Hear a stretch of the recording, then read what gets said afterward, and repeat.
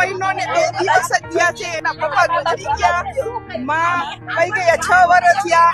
એના પપ્પા 1 મહિનો ને 2 દિવસ જ થયા છે. 1 મહિનો ને 2 દી થયા ત્યાં ભાઈ વયો ગયો છે. એની મમ્મી શેર થઈ ગયા છે. નથી ભાઈ નથી, એક બેન જ રહી છે. એની મમ્મી બીજા 5 વર્ષથી હું સાચવતી હતી. અમે આગળની શેરીમાં રહી છીએ, હું એની ફૈબા છું.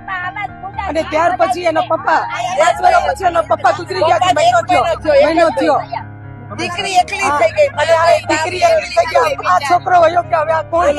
અમારો આધાર કોણ? એ ભાઈ બેન છે. ભાઈ પ્રજ્ઞાબેન ભાઈ થાય એને સખ્તમાં સખ્ત સજા આપો. આવું બીજાની સાથે ન થવું જોઈએ. બીજાને નો થઈ જાય. બે ભાઈ બેન બે હતા, એમાં ભાઈ વયો ગયો. હવે બેન એકલી થઈ ગઈ, ભાઈ બેન એકલી થઈ ગઈ. બેન એક જ છે હવે. આ કુંવારો હતો, હજી 25 વર્ષનો જ હતો. સજા કરવી પડે, નિયમ કઈ ખારા કરવા પડે. બસ બંધ કરી દો.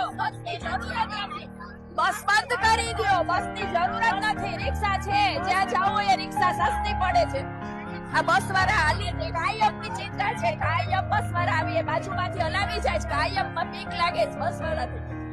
બસ બંધ કરાવો. બસ એને નહીં અને એવાને તમારે કાંઈ કરવા દેવું જ ન જોઈએ એને.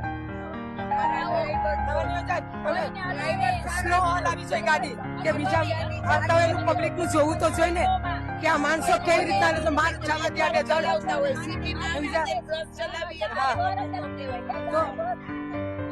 તો ઠીક છે, હાલો હાઈવે ઉપર બધા બેફામ ચલાવતા હોય. સિટીમાં આટલું બેફામ બિચારી દીકરી તો હજી એક તો સિરિયસ છે.